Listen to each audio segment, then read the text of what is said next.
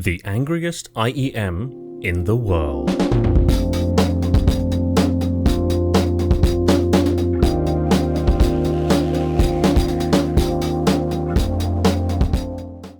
When Rose Technics asked if I'd be interested in reviewing their new Ceramics X, I replied that I'd normally only be interested in trying out their higher end products like the Cutie-Ex. So they sent me both. I received the upgraded deluxe version with the Blue Rose Pro cord, a 4.4mm balanced upgrade cable, and the ESS9039 Dongle DAC. The value version without the DAC is around $430, and the deluxe version is $440 US. The only thing they want in return is my opinion, so here it is. Only once the packaging arrived did I finally understand that the logo on the face of these is not an angry emoji, but in fact a stylized letter X. Of course, I won't ever stop getting Minecraft creeper vibes from these, and that's something that brings me a little bit of joy every time I use them. The resin shells are also something to behold, as they are packed with glitter and constantly catch the light. Their shape is vaguely reminiscent of the Kiwi Ears Orchestra Light, but with some of the longest nozzles I've ever seen. I think if the nozzle was significantly shorter, I might achieve a very good fit with these, but on the other hand, I also very weirdly experienced no problems wearing these, and also find them to be among the most comfortable I've ever worn, which might also be because of the air gap between the shells and my ears. The only part that touches are the tips and cable. The Cutie-Ex comes with a set of unique small size foam tips that appear to be designed for a deeper insertion depth. I found that these tips provided the best base seal and superior isolation over the silicone tips, without any change in comfort or overall sound quality. I appreciate the strong consistency despite the change in tips. However, the silicone tips provided a more secure fit, so that's what I ended up using the most. The shells are vented, which means that there should be no problem in getting a deep insertion and struggling with air pressure problems. The shells house 7 drivers per side, a single 10mm dynamic liquid crystal polymer driver, and 6 balanced armature drivers. Having only just recently reviewed the Rose Technics Star City Pro 5, I can't ignore the fact that it appears that the Cutie-Ex houses the exact same dynamic driver. Of course, hardware is only half the story. There are also only so many balanced armature drivers out there too, and many products at different price brackets share identical transducers, so I'll try not to let this skew my impressions. The 2-pin royal blue cable is beautifully finished with copper-colored connectors and reaches near the peak of the less common cabling build philosophy of using fabric-sheathed cables. It's significantly more unwieldy than the best woven silver cables I've used, as it has quite a strong coil memory, but once properly unraveled it does a fair job. I think the thinner Star City 5 Pro cable is actually more functional in terms of being flexible and getting out of my way, but I think the goal here is also to make a stronger and more reliable cable. I don't hate it at all, and despite the extra shape memory, I seldom got annoyed with it. The sheaths for the ear hooks have a milky appearance, which is a bit of a shame. I would have preferred to see something more transparent, but with how thin these cables are, this may have been a necessary compromise to increase rigidity. The leatherette case is as excessive as you might expect at this price point. It has similar vibes to the SimGot EA1000 jewelry box case, but is even bigger and heavier with a magnetic seal to keep it closed. It is also finished extremely well. It's not as functional as I prefer, but it does give the feeling of a high-end experience every time I use it. Unfortunately, the case became stuck to the glue inside the foam packaging where 2 pieces of foam were adhered together. This left 2 permanent marks on my case, so I have to take some points off there. Speaking of packaging, I think it's well into the excess. They definitely could have put this into something a lot smaller, saving on materials, especially the amount of foam used. In future products, I would prefer to see more easily recycled materials like cardboard. In the packaging, you get a set of 4 sizes of silicone tips, 4 sets of small foam tips, a few sets of spare nozzle dust filters, and of course, the Dongle DAC. The ESS9039 Dongle DAC is perfectly fine, especially when used with a laptop or PC. Is it weird that I think the cable is the standout feature of this dongle? It's super high quality and prevents twisting.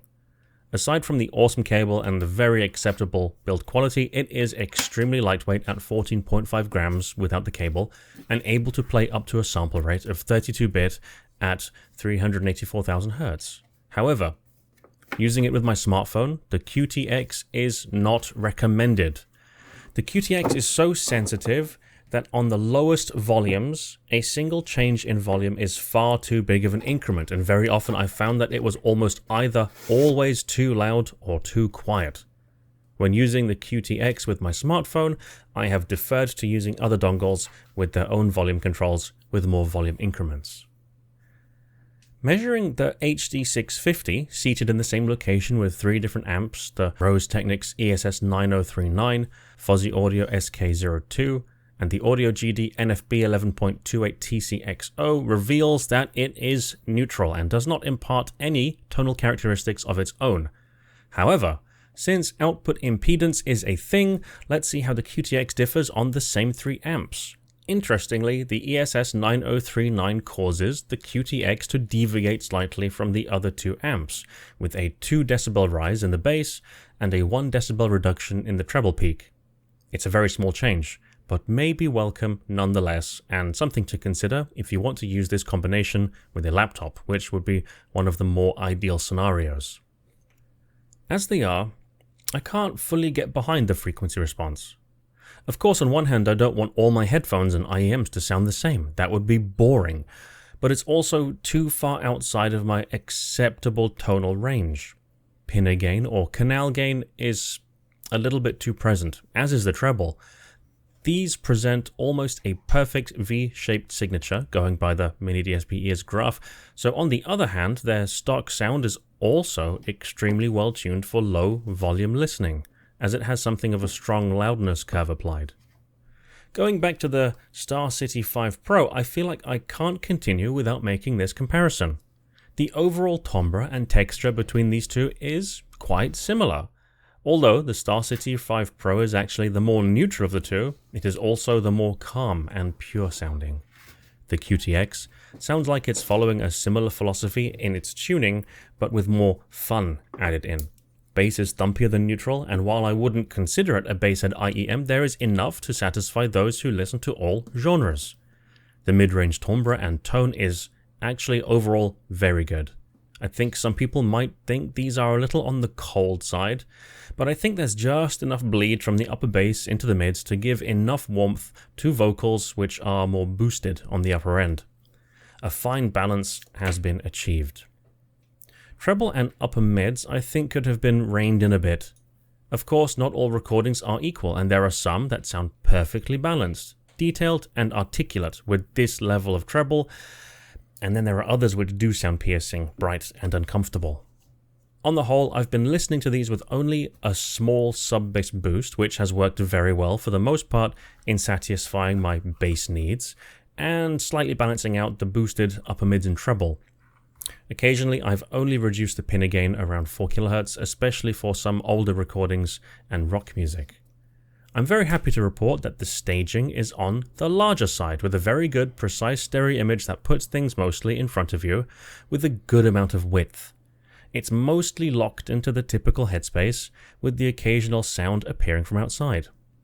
Detail is excellent, but not the main focus of the Cutie-Ex. I feel like there might be a slight veil holding them back from being truly transparent. On a positive side, the venting and softer bass texture makes these quite non-fatiguing for long-term listening sessions. And as for separation, they're good, but not quite good enough at this price point. Also, tip rolling yielded very poor results for me.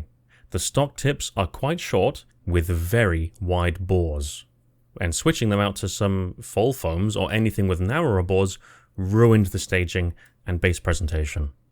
Finally, to summarize, the bass is deep and can be thunderous as it's tuned just north of neutral. It's not a basshead bass, but enough to satisfy most ears in most situations. The mids have mostly great tone and timbre, but this is where it's missing some detail and finesse in this price bracket compared to the most brutal competition. Treble is the weakest part of the sound with a darker, splashy, almost plastic timbre that takes away from the otherwise detailed and somewhat airy presentation. Of course, that's my harshest, most unfiltered opinion. In the grand scheme of audio, these still sit very comfortably above the sea of IEMs under €200, but above that, things get a bit more complicated. On its own, I can't confidently say that it's worth its entire asking price. The combination of an unusually long nozzle with a specific tuning that I know won't suit all tastes makes these stand out as having quite a unique personality. Perhaps there was a specific target, or there's an experimental aspect that Rose Technics wanted to try out. Of course, I can only guess, but it's those quirks and ultimately the sound quality versus price that prevents me from being able to comfortably offer a strong recommendation. I believe that there are many out there who would enjoy these. Making a direct comparison with my current benchmark, the Orchestra Lite, they are basically on par with soundstage, imaging, and detail.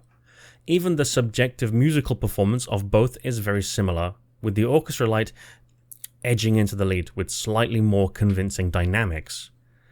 The biggest obstacles holding the Cutie-Ex back are the nozzle length and the price, because they're not objectively bad IEMs.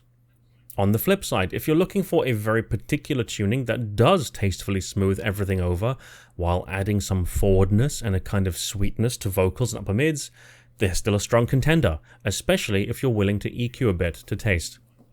By far, the Cutie-Ex sounded its best to me during low volume listening sessions at home or the office.